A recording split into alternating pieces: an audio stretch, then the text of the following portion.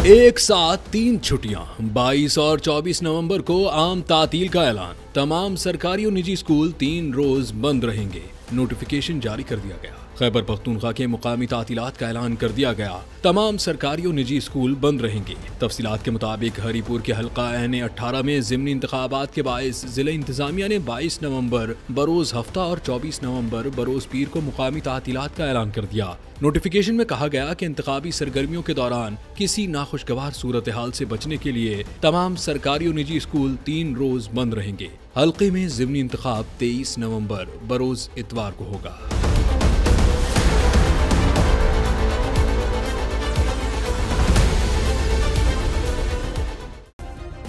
Subscribe करें और bell दबाएं ताकि कोई खबर रह न जाए।